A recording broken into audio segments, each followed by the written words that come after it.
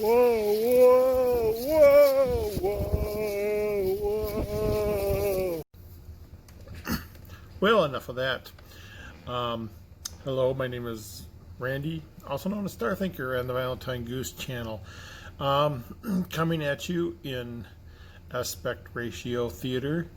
I found out that if I had a clip that was in the wrong aspect ratio, and then I melded that to a clip that was in the proper aspect ratio, it would shrink everything and it looked totally unusable on YouTube.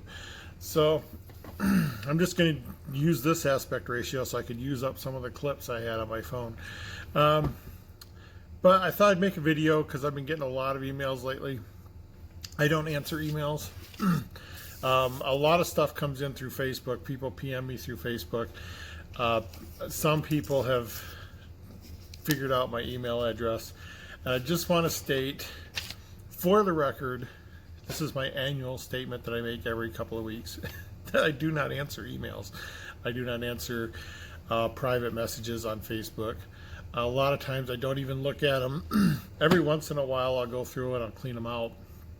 If there's anything, first of all, if it's a direct question about the hunt, I can't answer that anyway. Even in public, I wouldn't answer that. So some people are writing me and they're like, hey, I went to the tower in Stapleton and there's no plaque there. Was this a location in your hunt? And I'm not going to answer quick. That's a direct question about the hunt. And it's like, I can't answer questions. I just can't. And a part of one of the codes has been broken that I forgot was even in there. So I think it was broken by someone who's not part of the community, because I keep mentioning it in chat, but they keep writing me. So I'm like, no, it's not in Vermont. So that's your big hint of today. The token is not in the state of Vermont. And I don't know. It's a long story, but I'm not going to get into it. So yeah, that was a bit of fun. And but just so you know, if you have a good question, if I go through it, I see a good question or a question that might need to be addressed. I know there was a statue torn down and a plaque torn down. And just to put people's mind at ease, I answered those questions publicly. I didn't answer anybody privately. I just can't do it, and people keep asking me, and I just want to explain that it's nothing personal. It just opens the floodgates. It opens a Pandora's box. If I answer one question, I'm going to get deluged. So that's my strict policy. People are like, it's funny because I think people are trying to mine clues out of me, because they're like, hey, I went to location 7, and I never numbered my location. I went to location 7 and the plaque, or there's nothing there. Can you confirm whether this plaque is still there or not? And I'm like, first of all, I have no idea what you're talking about. I have no location 1, 2, 3, 4, 5, 6, or 7. Second of all, I'm not going to confirm or deny anything. I know for a fact everything's still out there as of last couple months ago. Yeah, if a plaque gets torn down, I know about it. So and what was the other one that was? They're like, hey, I went to the location, but something really weird is happening. Would you like me to send pictures? And I'm like, are they expecting me to say what location or confirm something? And this is why I don't answer questions, because I just know people are trying to data mine. But if it's a good question, if someone is like, hey, this area of town flooded, is that going to affect anything? And I might see that, as a private PM, and I'll go and I'll check, and I'll answer something like that publicly on the website. But I just will not answer private PM. And like I said, half the time I don't even look at them for months at a time. Emails, I see the subject line, and if it's somebody I don't know at all, I'm like, I'm sorry, I'm not even going to look at it. If you want to contact me, do it publicly on the page. If it's a question you can't ask publicly, it's a question I can't answer publicly. So Just put it that way. Uh, Other fun things going on. Not much else going on. The AGK hunt is over. I'll try to keep this to hunt related because there's some paranormal things I was going to talk about. And again, this guy beat me to it. This, where is he at? Yeah, the World of McGray. I tell you, he's my doppelganger. He thinks exactly the same way I do. He watches the same videos. He has the same comments. And every time I watch one of his videos, I'm like, I was going to make a video about that and comment on it. And he just beat me to it. It's kind of frustrating. Well, it's not frustrating. It's fun because I can just be like, well, I'm just not going to cover that now. But World of McGray, if you that's the name of his channel. He's Welsh and he's got a really strong accent. He makes fun of his own accent, and he does show like where there's cuts in videos. He just thinks exactly the same way I do, and he looks at the same things in the videos that I do, and asks the same questions and comes up with the same answer. It's just uncanny that I came across this channel. But anyway, so none of that. As far as hunts go, I have been participating in a few hunts. Excuse me. The one I can't pronounce, Gardashian, I'll just call it the Gardashian hunt. And then I still look at Naimo Spec, and I still, there's a couple other ones I look at. I just ordered one. It's a really, really old one. It hasn't been solved, and so I'm just hoping. They did a little push to kind of generate interest again, and I thought I'd give my try. It's kind of a high buy-in. That's why I didn't buy into it before, but I went ahead and did that. The Blackbeard hunt, I've been watching those interviews. I've been watching remarks about those. My opinion, and this is my opinion, it's not anything stated as fact, it's opinion. I just think, I don't think there's anything malicious going on. I think it's just mishandled. They got in over their heads. It just seems like they're not prepared to do a hunt. They might be legitimate. I don't think it's a scam. I don't think they're trying to scam people out of money. I don't think it's anything like that. I just think they started to do a hunt, and it's just more than it's just more than they bargained for, and especially with such a huge hunt. If they were doing a smaller hunt, I don't think it would have been a big a deal. But since they're doing such a huge hunt, and I think because they made such grandiose claims that they have to live up to, and they made the claims first, and then they tried to live up to them instead of preparing those claims and then making them, and now they're having trouble living up to them. So I don't think it's anything malicious. I just think it's, I think in over their heads is a good phrase, but like many people, I'll wait till it starts. If it starts, if there is these press releases, if there are little white vans driving around with millions of dollars in them, I will maybe consider it. And who knows? The way they, because he said he hired riddle writers, and they each had parts of the riddles, but not all of them, and because no one person could find it, and I think that's not a good way to go.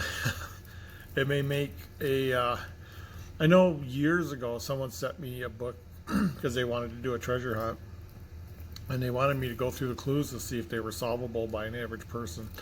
And there was a step where you had to guess a keyword, and I explained to them, I said, you can't have something as important as a keyword be a guess. He goes, yeah, but there's only 3 or 4 things they can guess, and if they work them through by trial and error. And I pointed out, I says, no.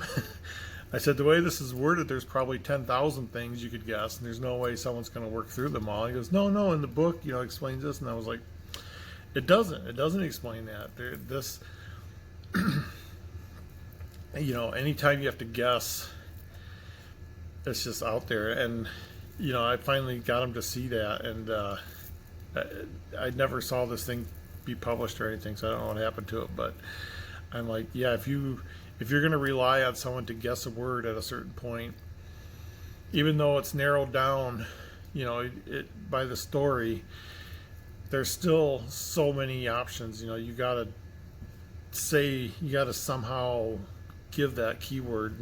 Make another riddle that the solve to that riddle is the keyword, but or something, or put it in the book as something a character says or something. And this has nothing to do with my book, but that you can't guess. You just cannot guess anything. But it's like those kind of things, if they're not perfectly aligned, it could end up in a dead end, into a dead wall, and it might make riddles unsolvable. On the other hand, it could make them so simple that they're solved in a day. So it's very hard to say what's going to happen. And of course, this whole thing is you'll be fined $25,000. You can't do that. There's no law, in order to be fined, there has to be a rule or regulation somewhere in the law books that says, hey, yeah, you'll be fined if you give away a clue. They might threaten to sue for $25,000, but that's not the same thing as saying, yeah, you'll be fined. So I'm just like, it's just some of the things I think they thought of these things and then realize that they can't enforce them, or they can't. Again, I don't think it's malicious. I just think they're in over their heads. But moving on, I did pay the $777 for this U.S. hunt. I don't know. I just have misgivings about these giant hunts, that they are big media blasts and stuff. I don't know. To me, that just is. It's not about making money, because I agree that they should all try to make money. You have to, and when I wrote my book, I thought, well, maybe I'll make a few extra bucks, but like I said, I've yet to break even. But it's like I have nothing against anyone making money. In fact, I'm all for it. And one of the reasons I am not against it, because I still plan on being a millionaire someday. I haven't figured out how to do it, but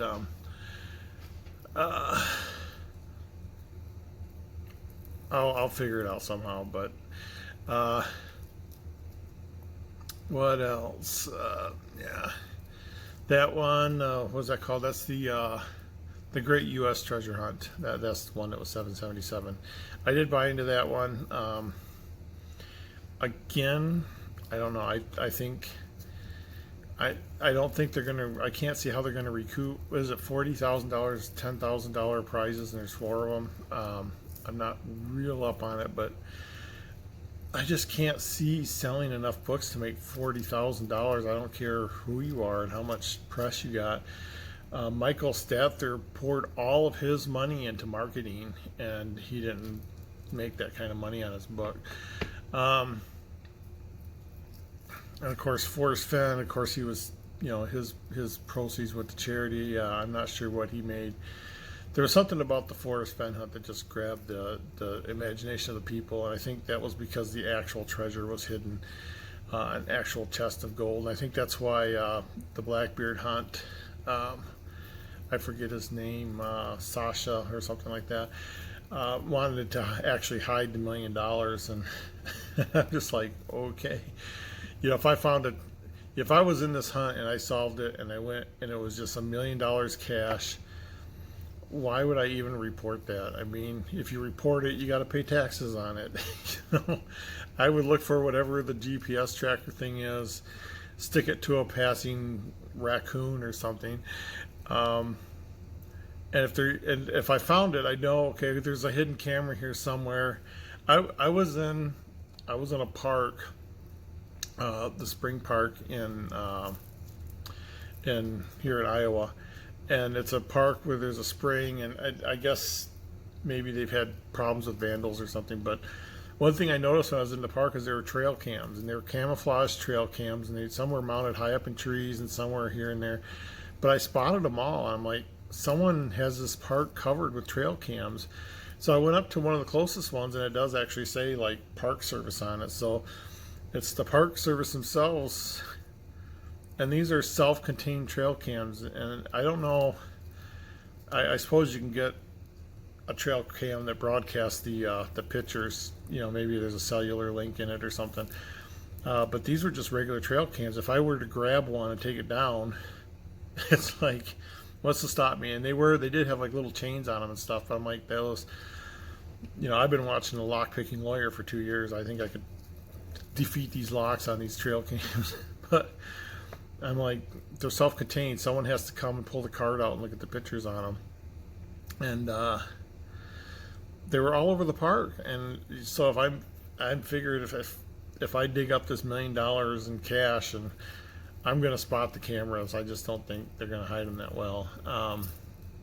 Especially if they're in a wooded area or something. There's only so many ways you can hide a camera that's got power to it. It's got to either have a solar panel or batteries that they change every once in a while, or it's got to be plugged in somewhere. So I think that's ill-advised. I think they should just hide a token or a medallion or something. So what else? Yeah, I don't want to talk too much about that. I'm a wait and see kind of guy on that one. Like I said, I don't think anybody's frauding anybody. I don't think anyone's looking for credit cards. I think they just weren't prepared. The U.S. treasure hunt, Naomi Speck, Quadros, whatever it's called. I did look at the red herring hunt. I couldn't match the poem to the pictures, and I couldn't see the pictures. Well, I don't know if the way I printed them out was bad, because I know that one that was in Vegas, it's said Nevada or something on the picture, and I couldn't even spot it. So and those kind of hunts I don't really care for. I like the straightforward, here's a code, solve it. Even though I haven't been doing much of those lately. I know the first puzzle on the one hunt is a code, and I gotta tell you, in trying to solve that, I came up with a new code that I worked out with my ex-roommate, and she goes, if you did it this way, you could make a code out of a sentence, and you could code 100 character code into a sentence. And she explained how to do it, and I was like, oh, that is so clever. And if I ever do a hunt, I am going to do that, so watch for that. I thought about doing a hunt. I was doing my map, and if you haven't seen my map, it's been shared at a few places. But it's an interactive map. You can click on the dots and see what hunts are there. But I just was trying to see where the hunts were to see if there was a cluster. There's a slight cluster along the East Coast. But the big empty spaces are where you would expect empty spaces to be, like North Dakota, the Pacific Northwest. I would have thought Portland, and maybe someone will write in and tell me if there's been Portland hunts or hunts in that area. And of course, if you hide something on Mount St. Helens, that might not be a hunt that's going to last forever. But yeah, that was kind of a thought experiment, because I did have some ideas on where I would home in on if I was going to do another hunt. And it's scary because so many things have turned out to not be permanent. And like I said in other videos, when I design a hunt, I look ahead 20, 30, 50 years if that will still be there. And I don't want to do a hunt where I'm like, okay, this will be over in a year. That just seems like too short of a time, especially for clues like I do. But I might do something like that. I have an idea what I could use for some prizes. I don't really want to go too big again. I kind of went big this time, and then it's biting me in the ass sometimes. So, but yeah. Oh, and look for an announcement on that in the coming weeks.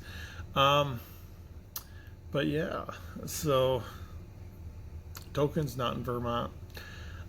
Just my thought on a couple of the other hunts, and I made a couple of wrong aspect videos, so I'm going to attach them to this just to get rid of them all off my phone, because they're using up memory, and I don't want to delete them completely without sharing them.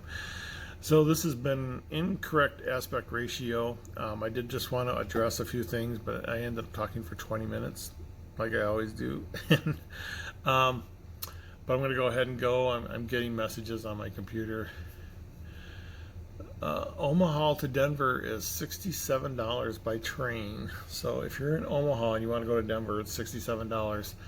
I don't know if that's one way because they're talking about 166 round trip. So that's interesting. I live by Omaha, but treasure is not in Omaha. So anyway, I'm going to click quit, and I'm going to meld these videos together and get rid of all my wrong aspect of videos. Alright, I'm going to try and show this. This is one of my favorite things. I've had this for about a decade. I bought it as a gift, but it was a little bit tarnished, so I didn't give it as a gift. But I kind of enjoy it. And what it is, it's a sundial. It's a pocket sundial. And see, it's flat. And you can see it's just about as big as a giant, I don't know, giant coin. Maybe a little bit bigger. But there's certain things you got to know to use this pocket sundial. And the first thing is what latitude you're on. And if you look here, this is a slider. You can see it's a ring that goes all the way around. And we're at 43. It looks so much clearer on my phone that I could see it with my eyes. Right there, I got it set to 43. And you also notice on the other side, there's another set. And that's because there's a summer side and a winter side. And this is the winter side. So I got it set for 43. And you can see right here, the graduations in the center circle are the time. And those are the hours. And you can see they're Roman numerals, but they were set for the hours. This other slider, and you can see the little arrow inside the slider, is what you use to set the time of year. And you can see on the bottom slider, it's 6 months on top and 6 months on the bottom. There's June, July, August, September, October, November, and it's November 1st. So I got that little pointer thing setting right on November 1st. Okay, so that's how you set everything. And there's some other things on there, like if you're using this around the world, they give you some cities and the latitude of the cities. So once all that's set, let me see if I can do this now with one hand.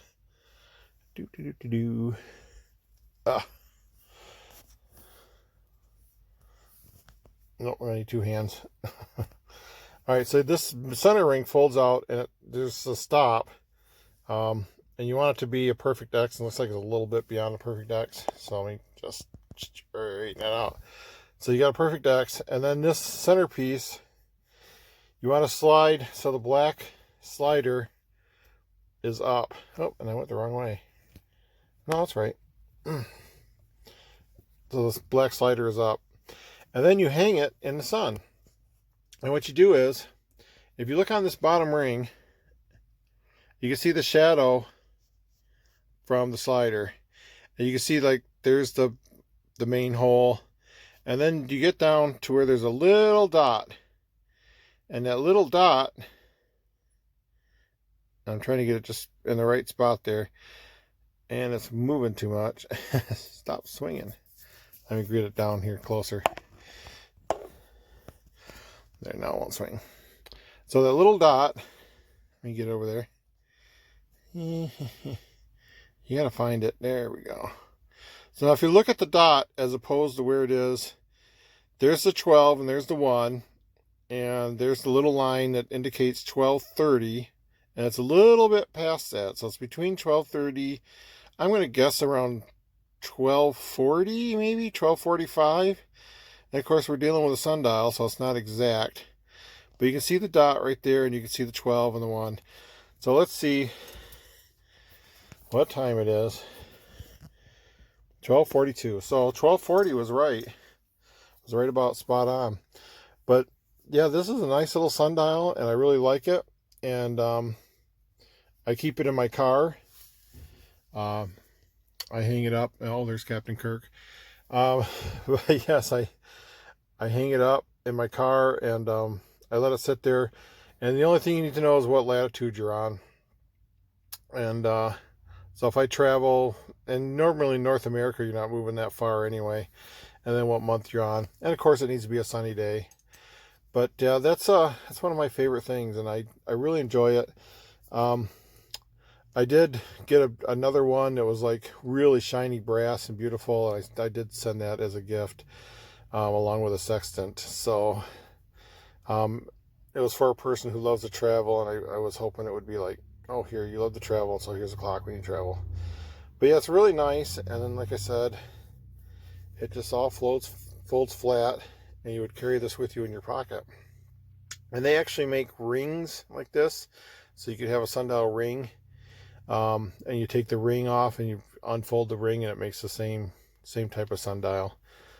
But yeah, I really enjoy it, and I thought I would post that since it was a really sunny day, and I'm sitting here in my car waiting on people. There's all the months of the year. But yeah, sundials are really fascinating, and there's a lot more they can do besides just telling the time. And there's ways you can use this to point directions as well. But yeah, that's just something really fascinating, and I thought I would post that, and we'll leave it at that.